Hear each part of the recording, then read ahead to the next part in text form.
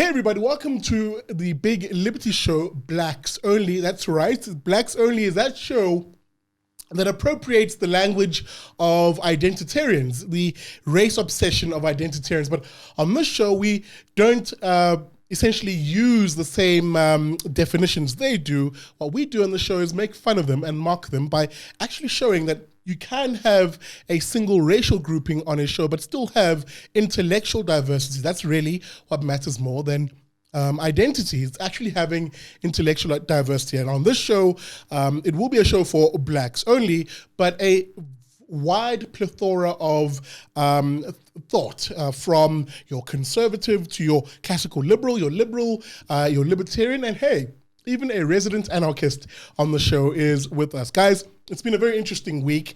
Welcome to the second episode of Blacks Only. And, for most of you who may be watching, the show is coming out on a Sunday. I think you've now had the opportunity to mull over and stew on the cabinet announcement and various other issues that have happened in the week. But to discuss these and more, I'm joined by a very interesting panel of guests today, and our regular contributor, Mpiake Gamini. Brother, how are you doing? Welcome back. I'm good, Sihle, and glad to be back. Good man. So Mpiake Gamini, of course, is from the Free Market Foundation. He is one of their researchers and writers from there. And he specializes in data science, which is a very interesting thing. At some stage, we'll unpack that. Yeah. But I do have a very special guest with us today, Miss Noma Kumete. Noma Kumete is a young lady, very, very, very sharp mind, and also leans on the side of liberty. Noma, welcome to the show. Thank you very much for having me. Awesome. Okay, guys, just a quick reminder, just speak into the mic. You don't have to lean into it, but just make sure that you're speaking in its direction. You can actually pull it closer to you. Sure. Guys, very interesting week, hasn't it?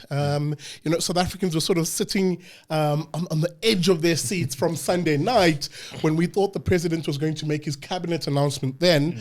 But now, as we've come to maybe realize, he had to talk to all sorts of vested interest groupings within the tripartite alliance in order to come to a list which, as I predictably mentioned on Twitter, would disappoint a lot of people. Mpiake, were you a happy chappy seeing this? And I'm mindful of the fact that I'm asking an anarchist this. But were you a happy chappy when you saw that list?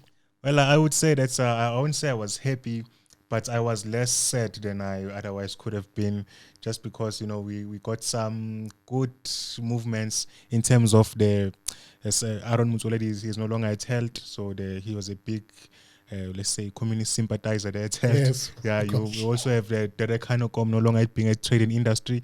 We have another communist that has replaced him, Ibrahim Patel. But we should at least see it as a sign of progress that the previous destructive force of the trading industry has been removed.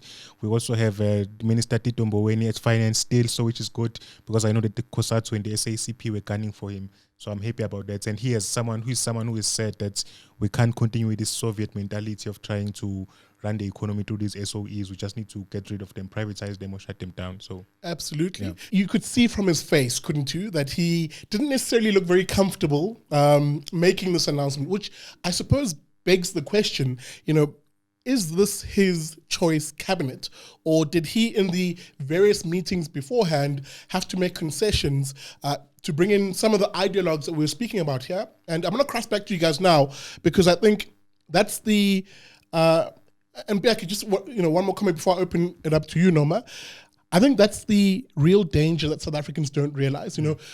The media has sold us this weird story of the villains and the good guys, but really, they've missed the deeper implication of having an ideologue in their position. Someone like Praveen Gordhan, for example, is venerated as a hero. Yeah.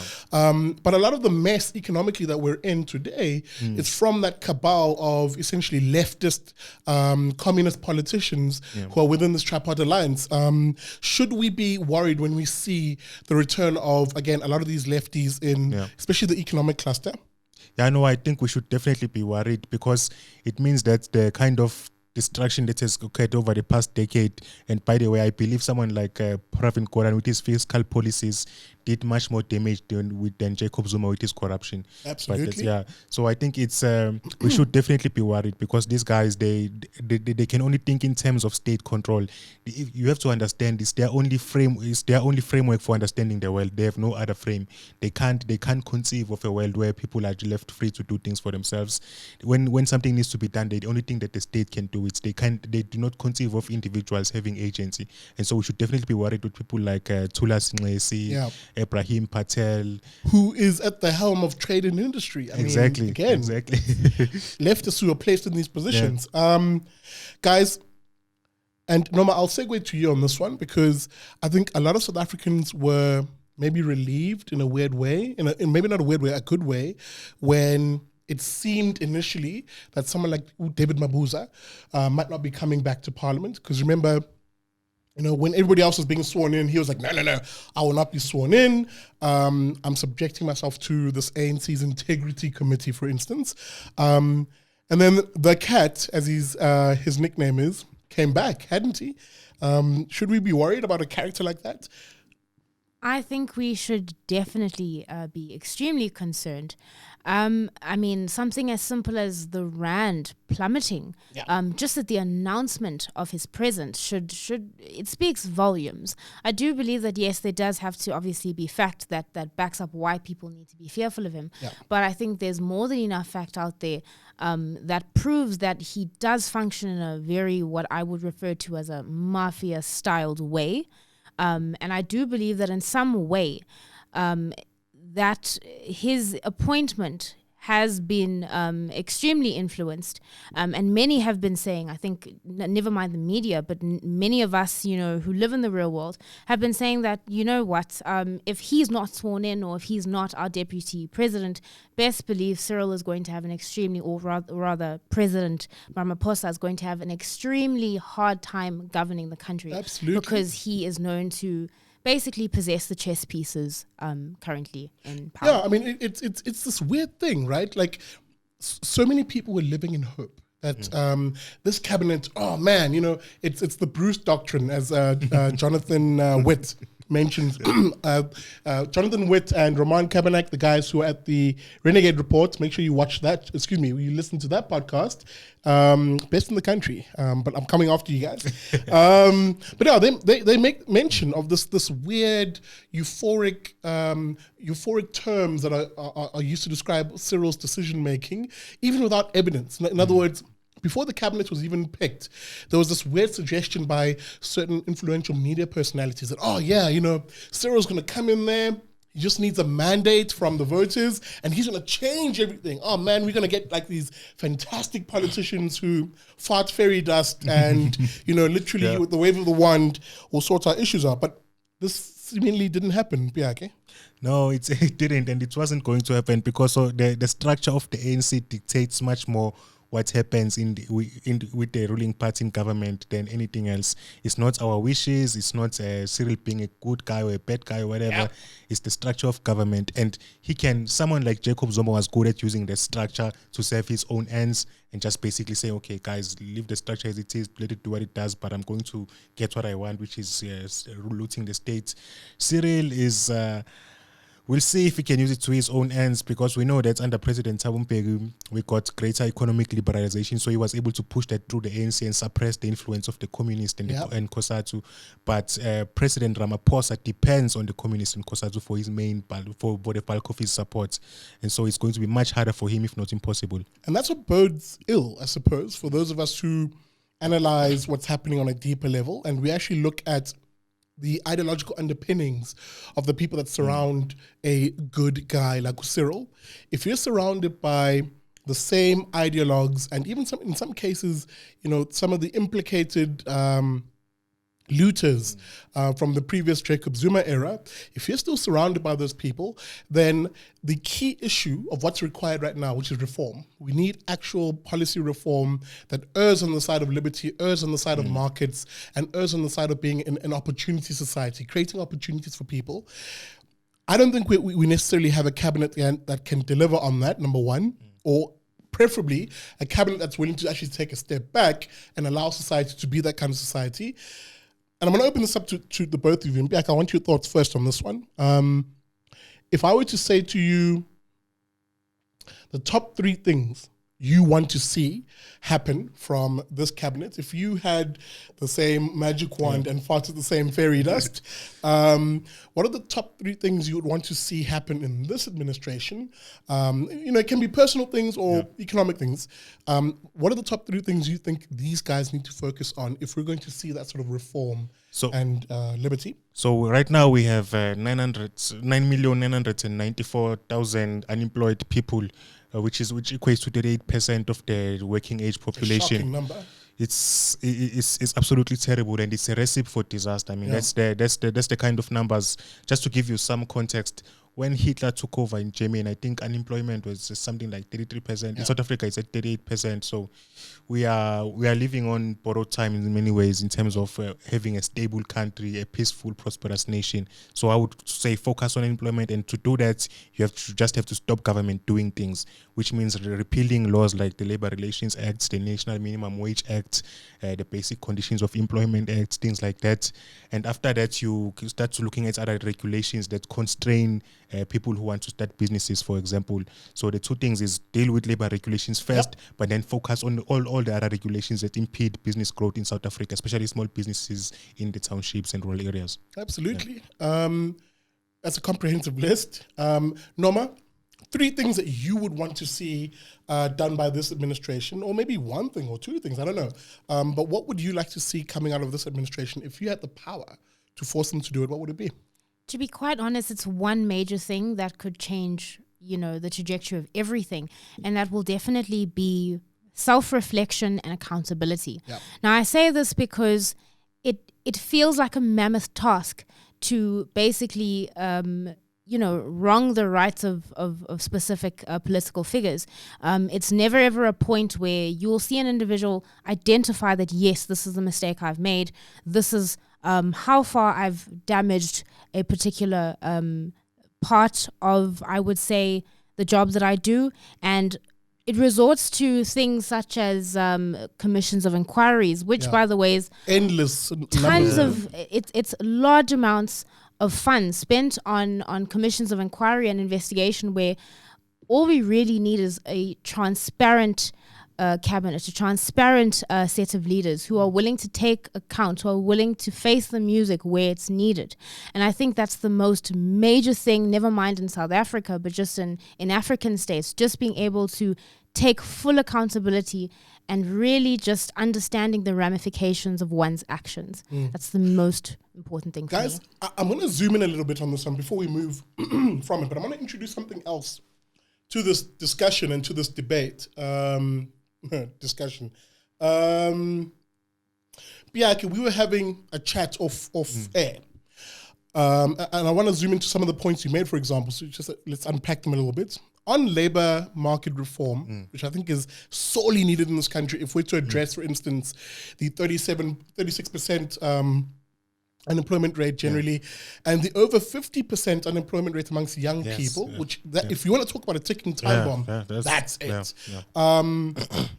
It is a big, big, big issue. How you structure opportunity, or rather how you open up the doors for people, ordinary individuals and families really, to access opportunity in a society. And labor market reform is sorely needed. I know you've written a piece on this in terms of looking at the historical, labor legislation we had in this country and the labor market. Talk me through the piece, and let's have a chat about this, because I think it is the central question of today. If we're to look at the issue of unemployment. So what I've done, I've been doing some research into kind of the labor market regulation in South Africa, sort of some of the history of it, especially the minimum wages and things like that. And this is from the colonial era through to apartheid and today. Yes, yeah, exactly. And then, but the piece so it was, I've sort of structured my minimum wage research into separate parts. So the piece that came out today I was responding to something I had been studying before this, which was the people who came up with the policy at Wits University. They wrote something defending themselves on Business Day last week, where they basically said it's too early to say that, and their policy has caused unemployment. So but then I was looking into it and then responding to that. But in terms of the historical part of it, I would say that it was to my surprise. For example, if you look at the Wage Act or number 27 of 1925, you see the introduction of the minimum wage, which applies to everyone in South Africa. So this is not the first national minimum wage that South Africa has had. So we had it in 1925. Now, so what's interesting is that if you look at academics, or the way they talk about that minimum wage in 1925, the same academics, they will say, though, this minimum wage in 1925 locked out black people from the labor markets. Right. But if they talk about the minimum wage of today, the same minimum wage, non-racial, they say this minimum wage of today will erase incomes for black people. It's a weird dichotomy of essentially, it's speaking with the forked tongue. You say two things at once. But we do know that minimum wage laws historically across the world have been rather discriminatory in terms of how they've been implemented on the one hand, where they seek to protect one vested interest grouping over another. And in this country, there's a racial element to it. And it's not just that piece of legislation. I mean, 3 or 4 years later, there'll also be the passing of the Industrial Conciliation Act, which is a big one. And its history too, or it came on the cusp of one vested interest groupings feeling threatened by another, specifically miners. White miners back then who, and I'll let you speak on it, but I just want to sort of raise it. But, minimum wage laws, generally speaking, as an economic principle, do lock out lower skilled individuals, and guys who, just based on what should be an individual contract, would want to be able to just get a foot into the door of the economy just to get some sort of income, but it locks them out, doesn't it? Yeah. So, for example, I like what you mentioned, the Industrial Conciliation Act, for example, because that was the equivalent to that of that today is the Labor Relations Act. Yes. So for all these regulations and laws, you can almost always find something, but the difference will be in some of them will be race. Sometimes it will just be the way it's structured. So all of these things are almost always, their genesis is always discriminatory, but then their justification in modern terms is always like, oh no, this is not discriminatory. So you have to wonder if the minimum wage by its nature, because that's what it is, it forces companies to only hire employees who can offer a certain value. If you can only offer value below that, then you can't get a job. It basically says it outlaws your ability to get a job. And it's funny if you look at some of these laws, and they actually say that you will be liable for a fine or imprisonment if you are the employee and you accept a lower wage than they. I mean, it's stupefying because at the end of the day, you would expect, Norma, if you were to open a business and, you're a small entrepreneur, you're starting something, maybe it's an innovative business, you want to be able to keep your costs down initially and hire people. The law in this country essentially makes it illegal for you to hire certain people at a rate which maybe you would agree with someone on an individual basis. And that to me has always been a weird concept. Like the idea that two people, adults, consenting, who want to enter into a contractual agreement can't because politicians have decided what's good for them and what isn't. Is that just not the weirdest thing ever? It definitely is a very strange thing. We were actually having this discussion, prior to the show, and we were discussing how much the state has in terms of how much power they would have in, I would say, interfering in small business enterprises, or at least the progress of those.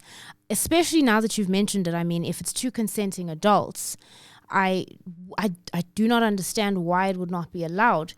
At the end of the day, jobs are being created, people are working, people are really working towards building a future for themselves, and in turn they're contributing to the economy. But because of the fact that the government has their chess pieces within private small businesses and trade, that's being hindered, and that's exactly the opposite of what the government wants. The government is always about, let's bolster small businesses, let's get, small business owners up and running. Yep. But at the same time, you only build them up to really crush them with laws that are now dictating to, I would say, employers on how they are supposed to be paying their employees, especially if their employees have already agreed on this. So the opposite of what they want is actually what is happening at the moment. Absolutely, and you're spot on. It's this weird, and here's the thing, I work on the assumption that government's pretty much not good at doing anything, and really the idea that I should trust what used to be Lindiwe Zulu, and she's now been moved out of that portfolio of small business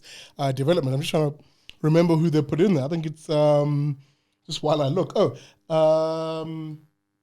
A new lady, Kumbudzo Nchaveni. The media was so excited by this. Oh, a new fresh face. Now, come on. For those of us who are a little more woke, we saw past this, man. We're like, hey, come on. Like, there's no government official who can tell an entrepreneur, someone who has a vested interest in what they're doing, how to run their business better than that entrepreneur. That person knows exactly what they're doing. They have taken the risk, which is a key word, and they face the either success or the failure of that. So they're more invested in it than some bureaucrat sitting in Pretoria pushing paper. Guys, maybe as you segue to another topic, I'm very concerned when we look at the unemployment issue, and I think it resonates on a very personal level. There are people, I'm from a township, Mlazi, near Durban, and the one thing that was heartbreakingly sad for me was that you could see sometimes kids, peers of yours, who would grow up in a household, waking up every day to go to school, for example, like I did, but they would never see a parent wake up to go to work. In other words, in the 18 years of their childhood, at no point did they ever see a parent wake up to go do productive work, gainful work, make an income, and from that income, come back home and invest in the family. And for me, that's tragic, because to a large extent, it speaks to the psyche that we're creating in some of these communities, where young people just don't feel optimistic about whether they have a shot at putting a foot into the economy. Worse yet, you then have this grouping of individuals, this grouping, if you will, who, because they are the chattering classes, they're the ones who write opinion pieces, they're the ones who are on the mainstream media, speaking the language of victimhood. In other words, suggesting that black individuals are victims, and that the scary white man is out to get you. The reason why you're sitting at home unemployment is because white people just don't, or whiteness, right? This concept of whiteness is impeding you. It shackles around your ankles. And there's no mention of the stifling statism that we have in this country. There's no mention of the raft of laws that make it illegal for that person who's unskilled, poor, to just find something that gives them an income. There's no mention of that. There's no mention of the poor education that we've, rightly or wrongly, placed into the hands of the government and made it their responsibility to provide. There's no mention of that. And instead, we're teaching that young black individual, that young black chap sitting in a shack on the sand dunes of Cape Town. We're not saying anything to him, what we are saying to him, as the popular narrative of the day, is that he's a victim, and that, if he just could understand the structures of whiteness, he'll be fine. Biake, you're laughing at this rightly. Yeah. Tell me why.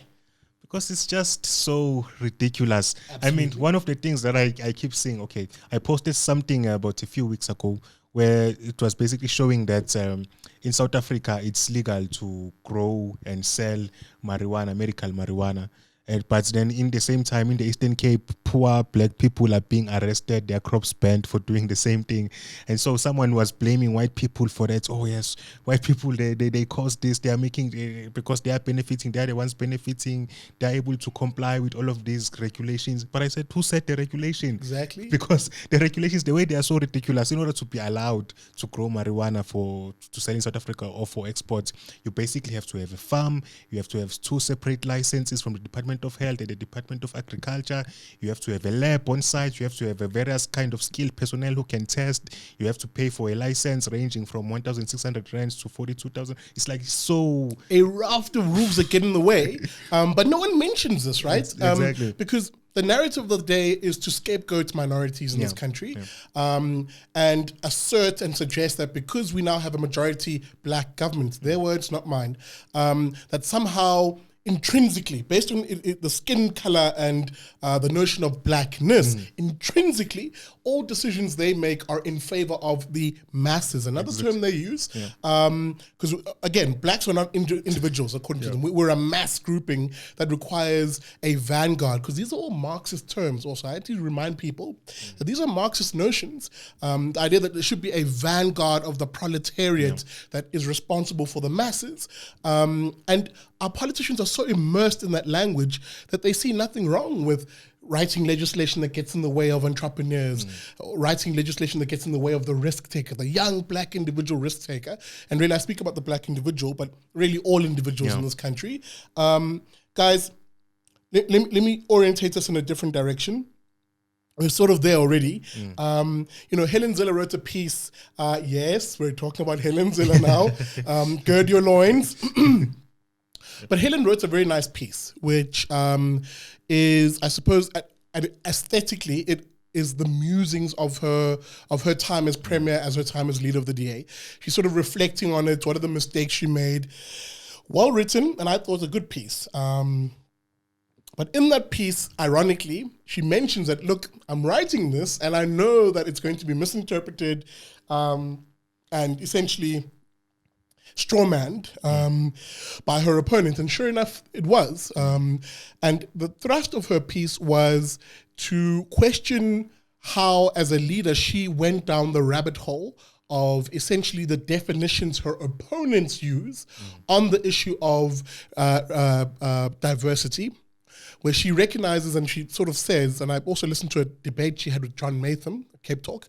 She's like, look, we recognize as the DA, this is her sort of speaking, I'm paraphrasing, guys, forgive me, that look, there was a need to get rid of the whole tag of the DA being a white party, that they needed to bring in, obviously, racial diversity into their leadership structures.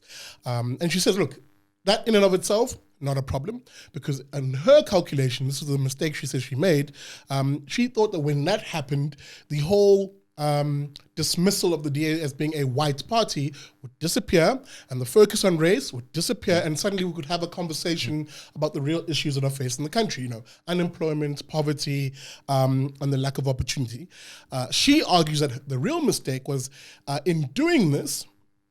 What she didn't realize is that ever increasingly they'll slip into wanting to please the criticism or appease the critics who kept saying things like, well, Musi might be the leader, but Helen is still there, and Helen is pulling the strings, and Musi is a puppet, right? And these are things we've commonly heard, right, being said. And I want to throw it to you guys because she makes an interesting point, and I want your thoughts on this. She then says, if you allow your ideological opponents to set the definitions of what diversity is, and in this case, the EFF, ANC type thinking is that diversity is representivity.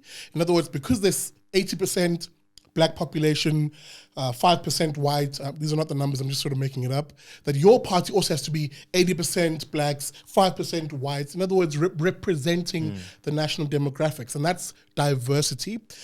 Whereas diversity, maybe through a liberal lens, and I mean liberal as in classical liberal, be, well, look, actually, diversity can, yes, mean racial diversity, but there's no quota required for that.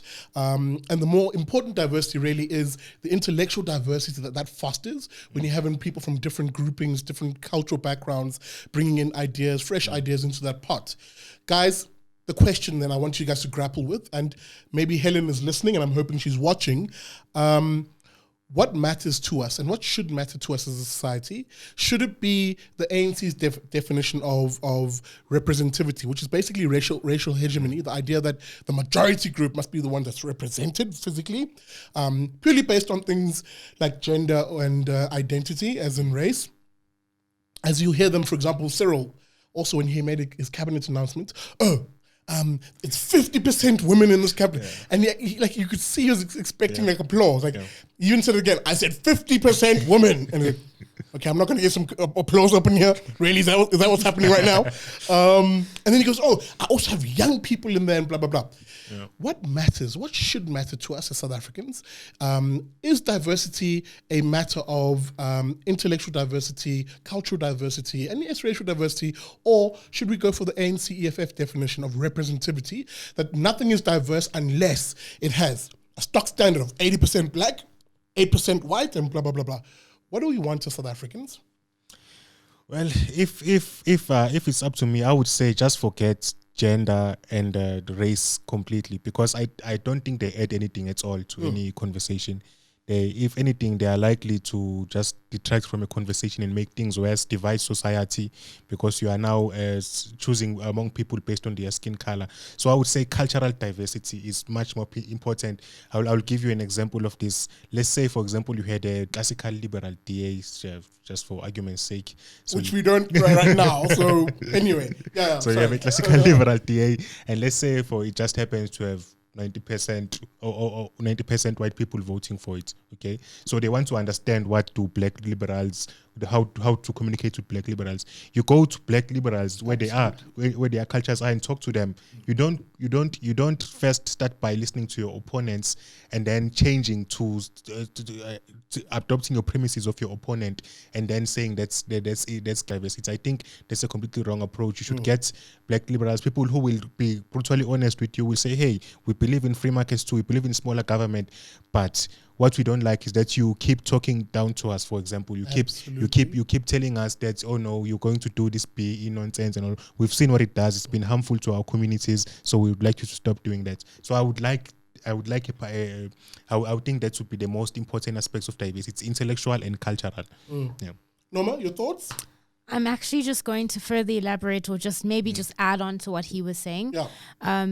Definitely. I do believe that society must have various groups that would form, I would say, a nucleus of information and a nucleus of views.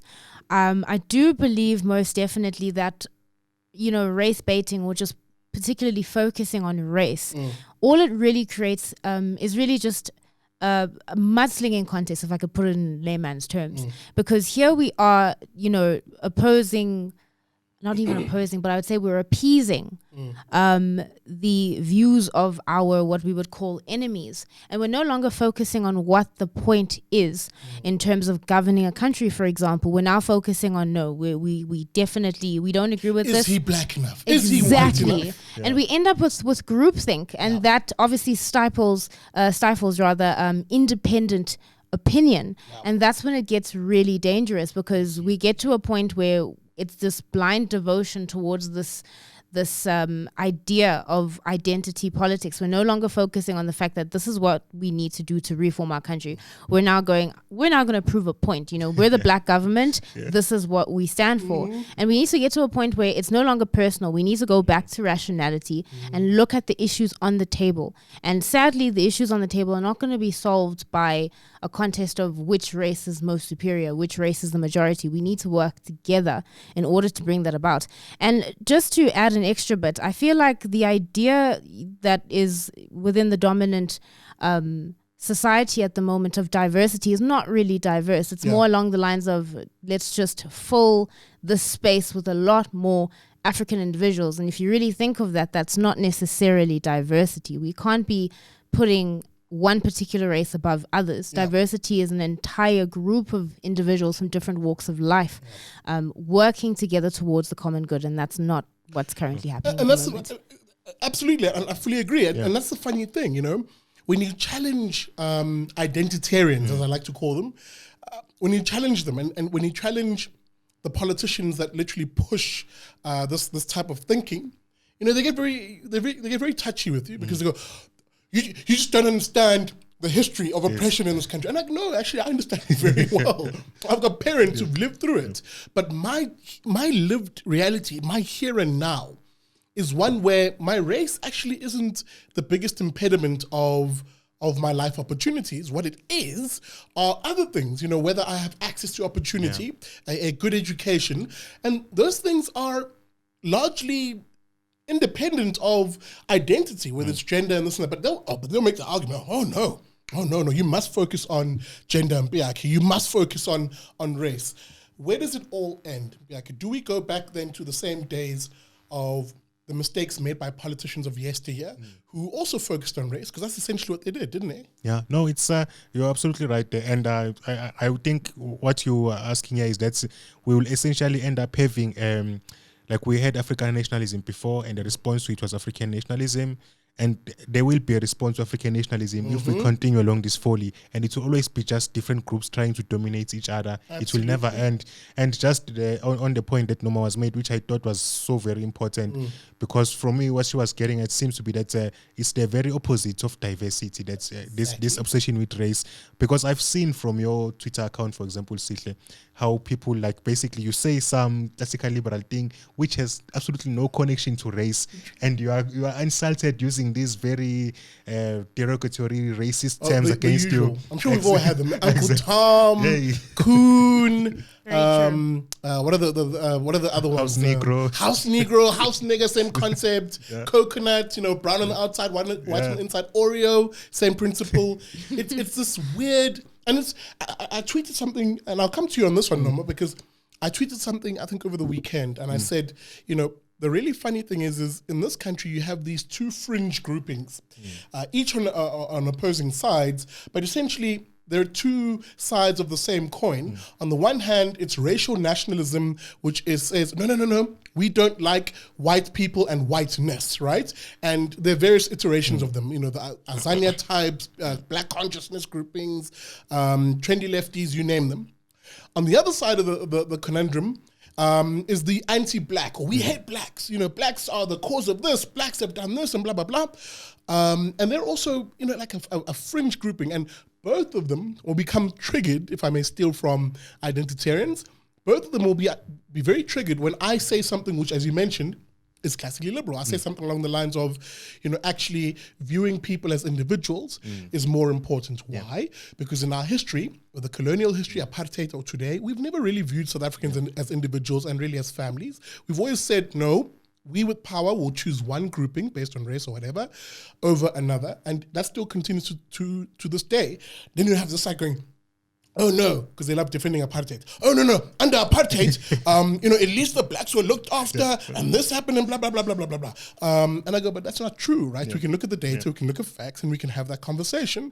The individuals, their rights were trampled on under apartheid, and that includes white people, by the way.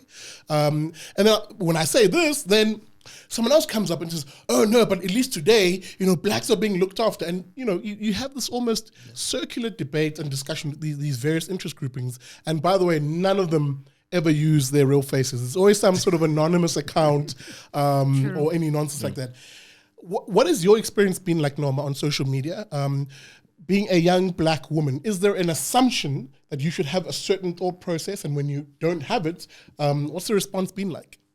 It's never mind just on social media, just in society as a whole.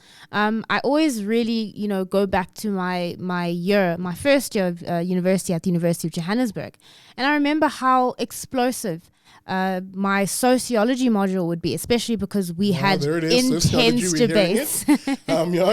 And it was always expected, for example, for a non-black individual, maybe a colored individual or an Indian or a white individual, to go about and have what I would traditionally say are libertarian or maybe conservative beliefs. But the moment it's a black individual, especially a black woman, because many believe, and it is true historically, black women were seen right at the bottom. And many people still have that in mind. So when you're a black woman, that's actually speaking up and you're speaking from maybe a conservative or a libertarian stance, it's extremely, I would say, offending to a lot of the black majority. And I wouldn't obviously label all of them, but, just my university experiences, almost getting physically attacked, you realize that it's definitely something that is ingrained, or it's starting to really, I would say, become even more ingrained with even younger generations, to speak out against the status quo. Mm-hmm. And on social media, you realize that especially your traditionally leftist stances get a ton of retweets. And the moment you're maybe on the side of a libertarian, or maybe you're just really expressing your true beliefs, you definitely get trolled for it. You know, you're called an idiot, you're called a sellout. You know, you're called horrendous names. It's insane. And the status quo is that powerful in the sense that it's aimed at stifling alternative thought. Yep. And the fact that it's even labeled alternative thought and not just thought within itself should say a lot. Absolutely. Yeah. And we're having this conversation, right? These identitarians, these guys who are immersed in the, what's called postmodernist ideas of critical race theory, critical theory, intersectionality. These people don't actually, they don't really want the debate. They don't want discussion, because generally speaking, their ideas are quite easy to dismantle. They're quite easy to actually go, actually, man, that's rubbish on X, Y, Z. Yep. And it's very poor ideas on their part, at least, to try and defend. So they would naturally then be anti a voice like yours, because think about it. Your mere existence already dismantles their whole notion that somehow there's something called a homogeneous blackness or a monolithic groupthink, essentially. Why? Because here you are, don't view yourself as a victim, fiercely individual, fiercely, you've got ideas which you are happy to speak freely about. You don't feel the shame of what they try and do, right? Because that's one thing that they try and do. Oh, you're not black enough, but there's something wrong with you. Most definitely. They'll try and malign you. They'll call you names. They will, try and dox you in some cases if you're one of those accounts that, tries to sort of remain anonymous. But even the fact that you have to do that, right, in order to protect yourself from these people, it's become crazy, hasn't it, Piak? I mean, I know you've experienced some of these crazy nuts, trendy lefty, identitarians online. What have your experiences been of them? So what I try to do online is I try to specifically friend BLF, EFF people. Yes. So that because I think there's a lot of reasonable supporters in among the crazies there. There's a lot of reasonable supporters we can potentially talk to, have a reasonable discussion with. But of course, when you try and do that, you'll also attract the crazies. Absolutely. And so I've also experienced that part of it. But how I think of it is they are crazy because they are simply losing the argument. So you have to be crazy. Or the biggest problem on our side of the argument, as I see it, is that not enough of us are brave enough to speak out. Yeah. That's the only thing. That's the only reason that we'll lose. If more of you, if more of the people watching this, listening to this, spoke up just on social media in their daily lives, I think we would have a much better way because we have the strong arguments. No, I fully agree. Guys, as we look to conclude, I can see we're running close to the cusp of our time. We've really had we've scratched the surface, and more of our shows, of course, will delve into some of these topics in detail. But there are some stereotypes about Black South Africans, or just Black people generally. Actually, some of them are not stereotypes; they're true, right? But they have like a historical and a current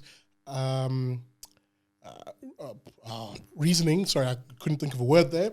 I wanted to speak about the Black family in this country, and this is a topic that really resonates with me because I'm a very big believer.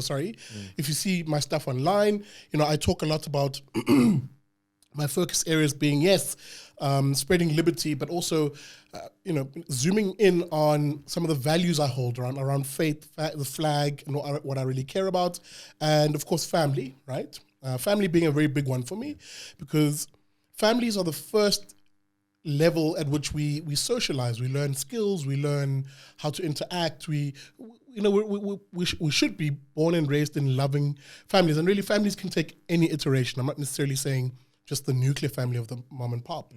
But I want to speak about the family in this country and the dire state in which it's in. I mean, this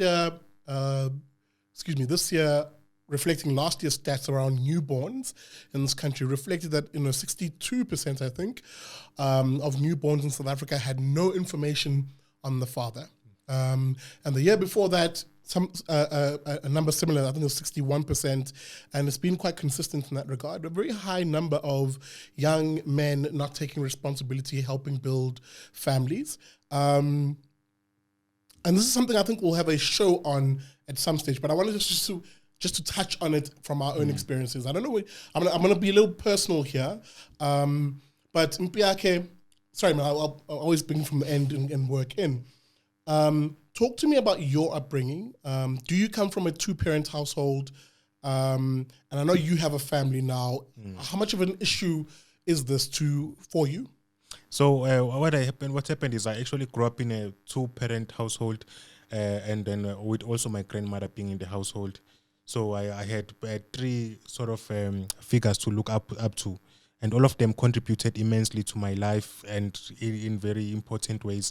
And fortunately, my father died when I was 14, so that was the unfortunate. But otherwise, it's like I basically had a good structure, a good stable ground to grow from, and this I think impacted my life positively in many ways. I don't think honestly I could be able to achieve whatever modest personal success I've achieved for myself. I don't think I would have achieved that without having that family structure. It doesn't mean we were rich, but we had a family. Absolutely. And that is key, I think. Yeah. That is a form of wealth, because again, and you're very lucky to have had that dual parent household, and also in addition, ugogo in the household. And I'll unpack that a little bit, or unpack that a little bit more. I just want to hear from Noma. Noma, tell us about your family. Were you raised in a 2-parent household? If I were to come for dinner at the Gumeta household, what would I experience? Except a father would give me very suspicious looks. I was extremely, extremely fortunate to have grown up in a household with both my parents. And I always say this to my mom because she actually, sacrificed her career as a nurse, a very skilled one at that, to really look after us. And we were extremely fortunate in the sense that my dad, throughout our lives, myself and my siblings, had jobs, and I mean decent jobs that were able to sustain us and that were able to really, get us through school, get us through decent schools. And I always say to my dad specifically, because I think the role of fathers as of late is not highlighted as much as what it is with moms. Yeah. But I always say, if it wasn't for his hard work during the times where my mom was at home looking after us, I mean, I got specialized care in the sense that, my mom was always around when I needed her, when I was sick, when I needed someone, to turn to. Absolutely. And my dad was also there in the sense that, I was looked after financially. I was able to go to school. I was able to eat a meal every single day.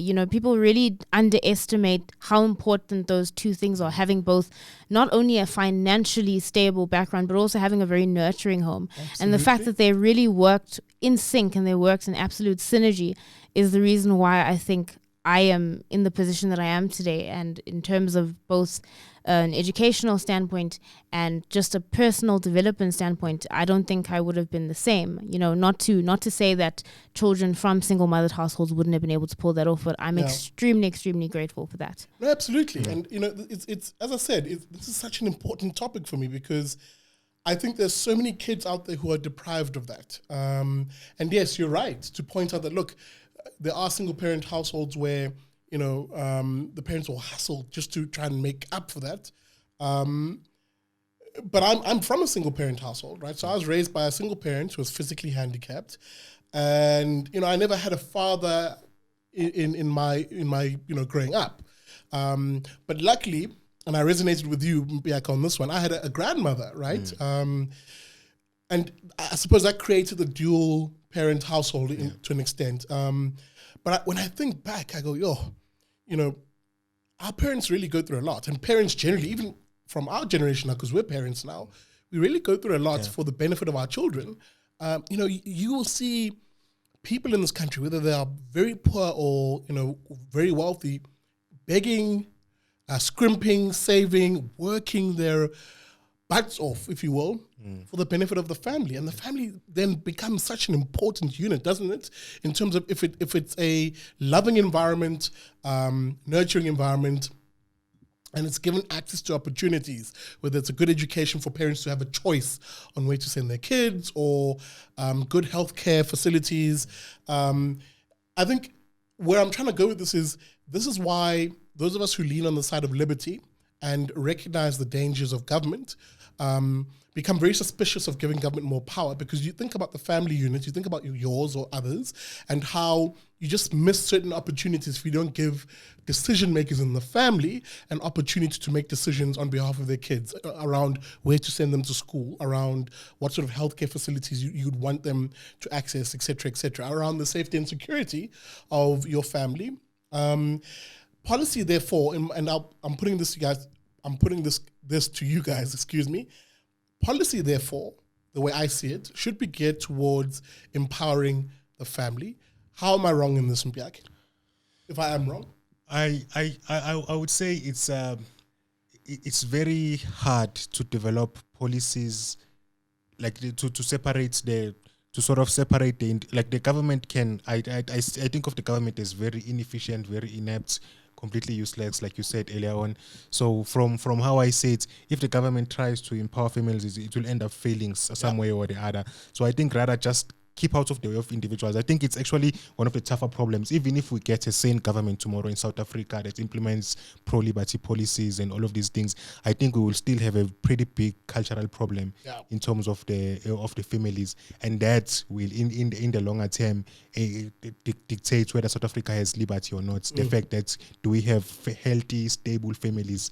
It won't be the policies that the government implement.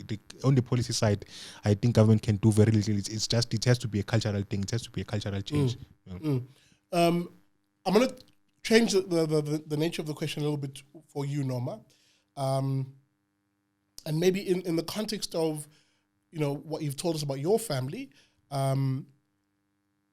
want you to look at your family and maybe answer this question. Do you think your family, mom, dad, and your siblings, would have been better served if they had more freedom, more liberty, if you will, to pursue opportunities without government getting in the way, without politicians getting in the way, in whatever form you can think of that having taken place in your example? What would have been ideal? Do you think there should have been more government intervention in the family unit, your particular family unit? Or do you think families in this country really ought to have the sort of liberty that allows them to pursue their own interests and essentially focus on the family unit and the individual?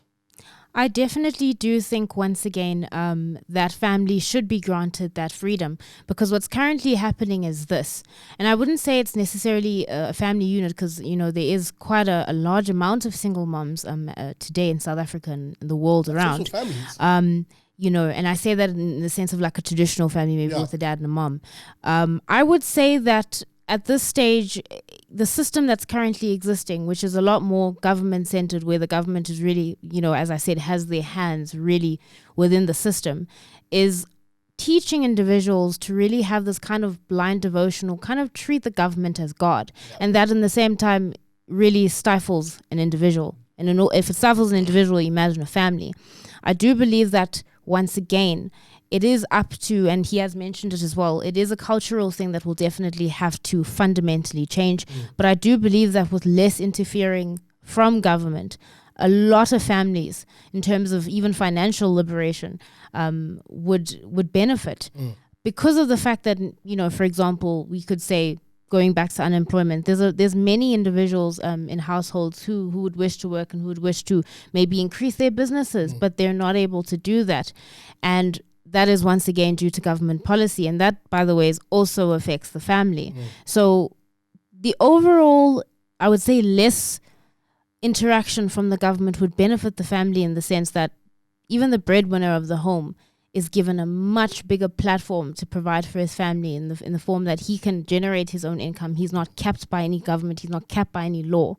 And that ultimately is what's going to build a family. And when you build a family like that, your family can also benefit from that, in the sense that they are now liberated through education, that you've now provided them with your funds and being the breadwinner. Absolutely. And it overall just builds a really strong society.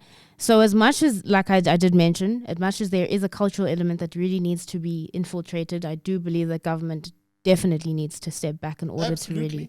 Guys, maybe as we wrap up our thoughts, I think both of you are absolutely spot on. Number one, trust the individual, trust the decision maker in the family, whether that's the father, the mother, or whoever. Trust them to know what is best for that family. Trust them to do whatever they need to do to seek opportunity, to seek income, or whatever the case may be, for the benefit of the family. The state does not and should not get in the way of that.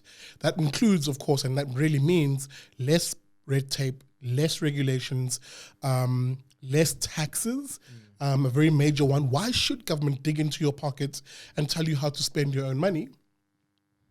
And I mean this in the sense of no matter how meager that income is, I would rather the individual have a fullest ability to spend it on the people they care about.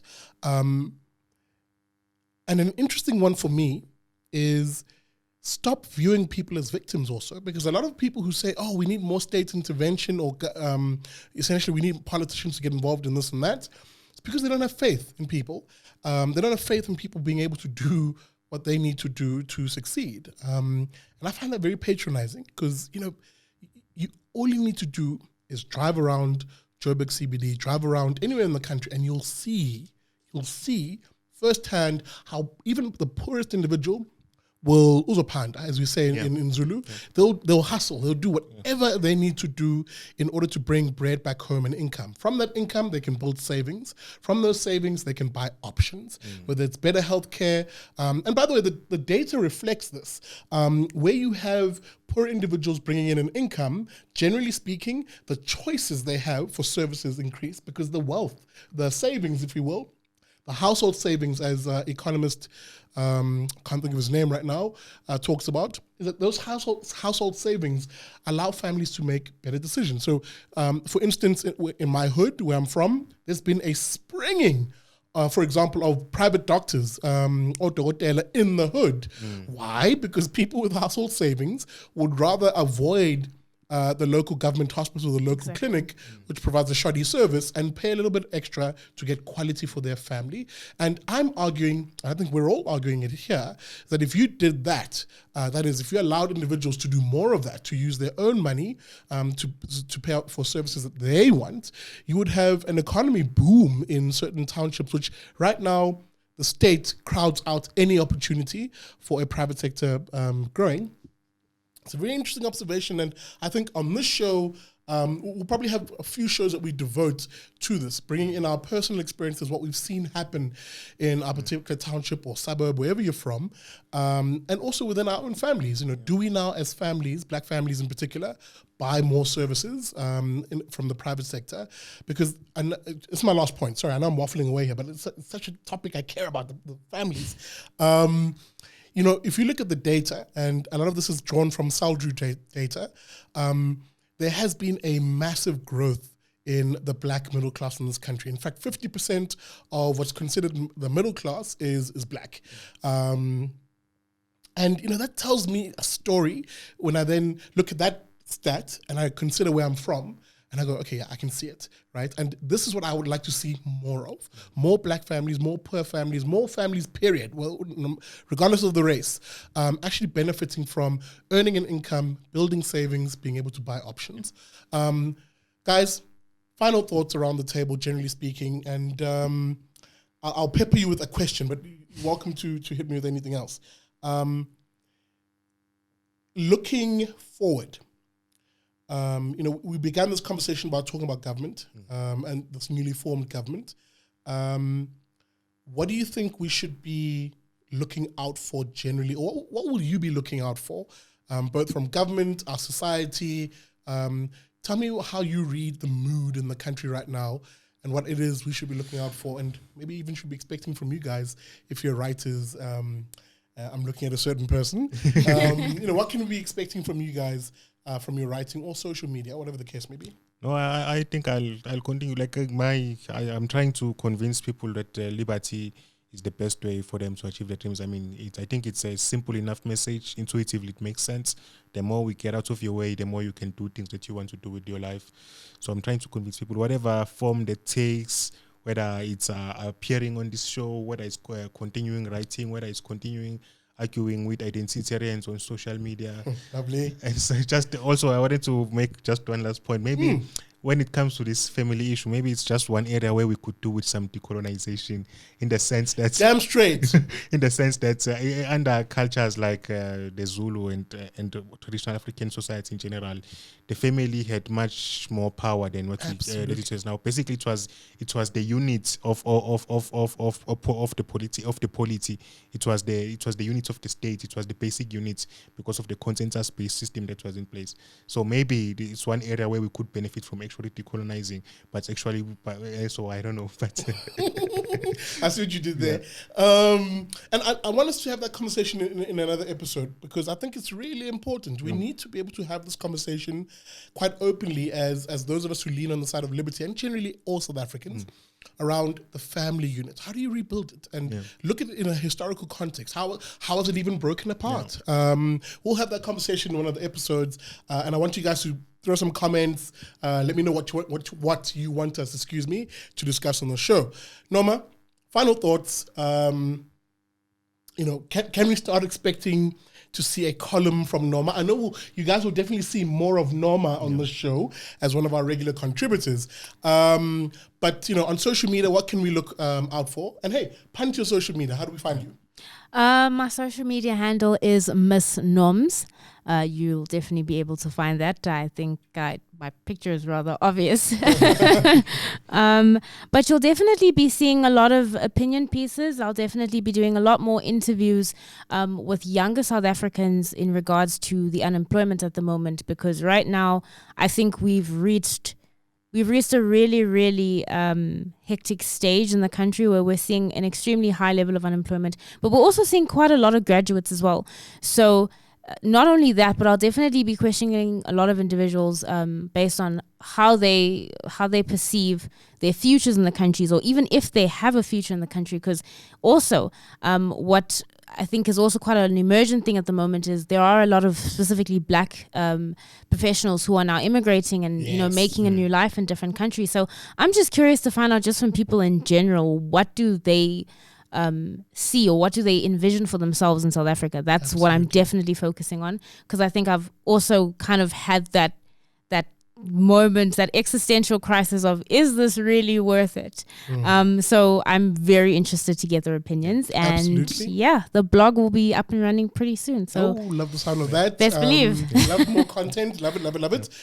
Beake, forgot to mention, please tell us what your social media handles are. How can we reach you? So if you want to, my social media, Twitter is Turing_1991. Facebook, you can just search for Mpiake Dlamini with an H. And then also, if you want to see my writings, you can check out on the Rational Standard website, rationalstandard.com. You search for Mpiake Dlamini there as well. There are some few pieces on City Press and Business Live as well. So you can search those for those on Google and on those websites. So yeah. Lovely, guys. I will link this. I'm also getting used to this, so I will link this underneath the YouTube videos. Guys, thank you so much for joining me on this episode of Blacks Only, and thank you for watching. I hope it wasn't too long, or even if it was, hey, hope you enjoyed it. Guys, we really, really do appreciate you guys watching the show, and this is my takeaway from this. We need to be a society which begins to challenge the terrible and the bad ideas that, on the one hand, enforce negative stereotypes by people based on identity and trade on identity, and on the other hand, seek to disempower certain individuals and groupings in this country based on, again, whether it's identity or one's social background or whatever the case may be. My being black, their being black is not the be-all, end-all of who we are. We are individuals. We hold ideas. We are different. We're diverse intellectually. And this is who I want you to see when you see Big Daddy Liberty, where you see Unoma Kumeto or Mpiake Gamino, any of the other hosts, Freudian slip, any of the other regular contributors on the show, is to begin to dismantle the identitarian fixation on race, identity, gender, as somehow being, or as somehow us being group monoliths or group homogeneous groupings. We're not. We're individuals. We have our own ideas, and this show is aimed at doing or exposing exactly that. Yes, it is Blacks Only, a dig at the obsession with race and identity, but essentially, we're individuals and we hold ideas on this show that lean on the side of liberty. And that's exactly what we're spreading. And I'm hoping you guys enjoy the show and will continue watching it. Now, remember, guys, you can like this show or any of the other shows on the Big Liberty Show by liking, commenting, sharing, and of course, supporting the show by watching it on YouTube. You'll find that by searching Big Daddy Liberty or The Big Liberty Show. This show will come out today on Sunday. I suppose I don't have to tell you this because you're already watching it. But I do want you to support the show. We are wholly dependent on you, and I'm wholly dependent on you in every regard. Consider supporting the show financially by becoming a friend of the IRR. You do that by SMSing your name to 32823. Terms and conditions do apply, and an SMS will cost you R1. Or alternatively, hey, if you're one of those tech-savvy ones and you don't like SMSs, what is that? You can find us online at www.irr.org.za/join. Or hey, find me on Patreon, search Big Daddy Liberty. Guys, thank you so much for watching. And as I said, look out for this show and many other shows, including The Daily Friend, which will be coming to you via my YouTube channel. You have been watching Blacks Only.